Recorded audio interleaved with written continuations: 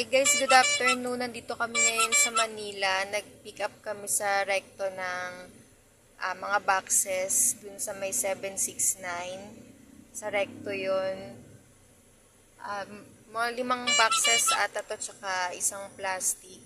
Dadali namin siya sa may Marikina.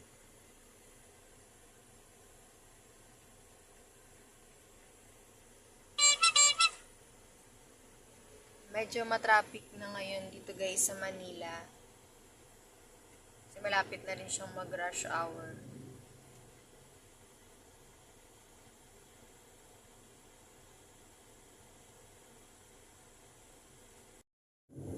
Hi guys, nandito pa rin kami ngayon sa Manila, bumabiyahe papuntang Marikina. Napansin ko lang dito guys sa Manila, pag naka-stop ka dun sa may stoplight, merong bigla-biglang susulpot sa gilid na nagpupunas ng windshield. Yan. Kanina guys, yung nakahinto kami sa stoplight, nagulat na lang kami, bigla-bigla na lang may nagpupunas sa windshield namin.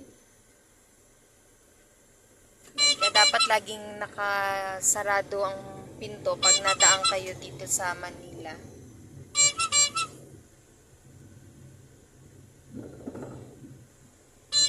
Medyo malayo-layo pa kami sa Marikina guys, mga 1 oras pa siguro yung biyabiyahihin namin bago kami makarating doon.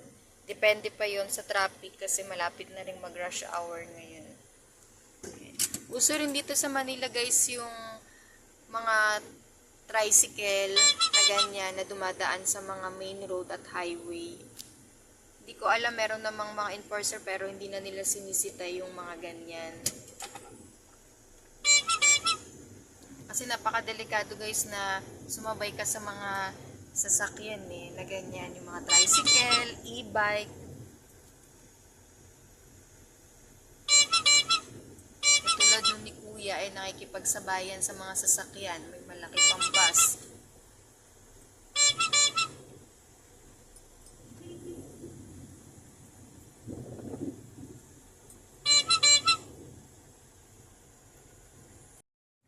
Hi guys, nandito na kami ngayon sa Marikina. Nandito kami sa Marikina River.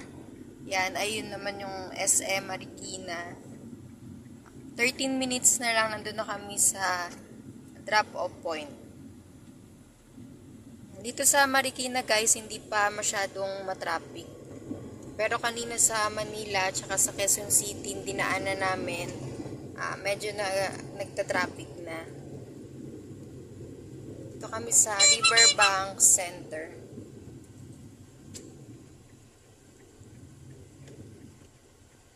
And 12 minutes na lang guys, nandun na kami sa drop-off.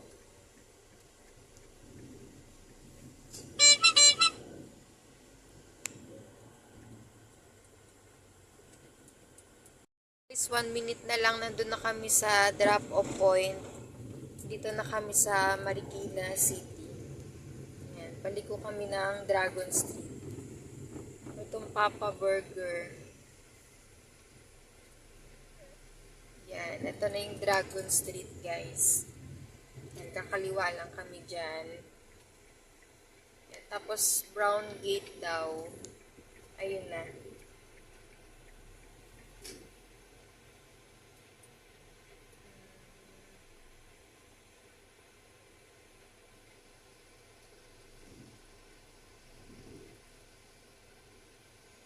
Sa pangalawang kanto, Brown Gate. Kaya lang mahirap ata ang parking dito guys kasi naka one side parking ang mga sasakyan dito. Ayan, asa na yun?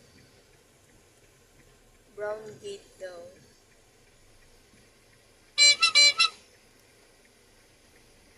Teka, hanapin ko muna guys tsaka mahirap kasing parking dito. Hi guys, nasa Ortigas Avenue kami ngayon, papuntang MOA. Mayroon kaming pinick up sa Kainta ng mga tarpaulin. Dadali namin siya sa may SM MOA. Medyo matraffic na ngayon dito guys sa Ortigas Avenue dahil 6 o'clock na ng hapon, rush hour na. Kaya sobra na ang traffic dito. Kahit kanina dun sa Kainta, ang haba na rin ng traffic.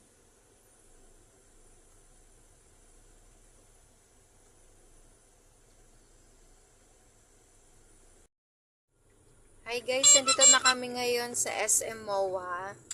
Ayan yung malaking globe dito sa pasukan ng SM. Ayan. 3 minutes na lang guys, nandun na kami sa drop-off point. Ito palang SM MOA guys, yung pinakamalaking SM dito sa Pilipinas.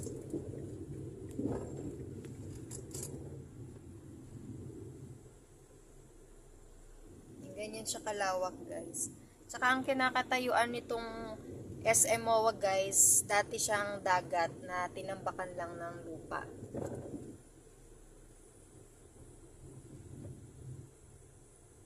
Kaya sobrang laki nitong SM MOA guys. Dito yan sa Pasay.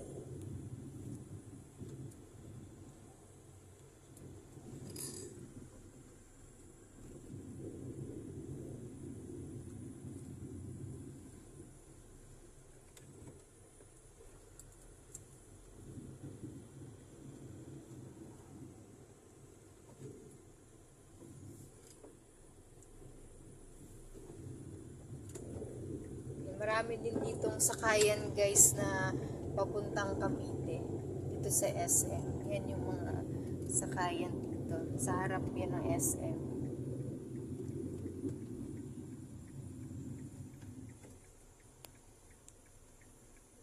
Yan, malapit na kami guys dun sa drop-off point.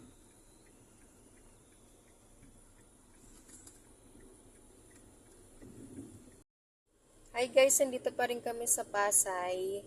May nakuha na kaming booking.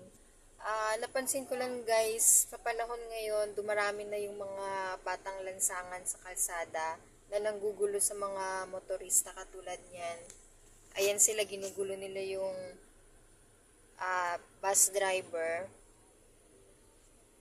Yan. Marami sila guys dito kung ano-anong modus nila na kunyari magpupunas ng windshield, yung iba namamalimos. Tapos mayroon pang mga maliliit na bata, kagaya niyan, ang liit ng bata. Pwede siyang masagasaan.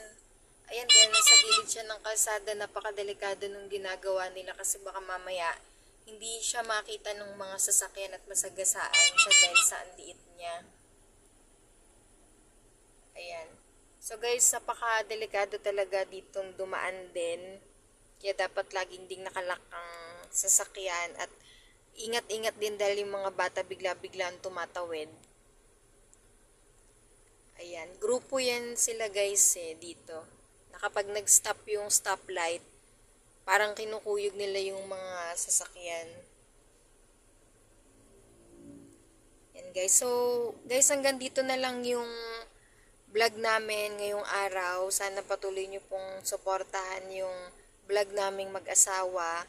Please don't forget to like, share, and subscribe to our YouTube channel and follow us on Facebook, Team Vlogmas. God bless guys and ingat po tayong lahat.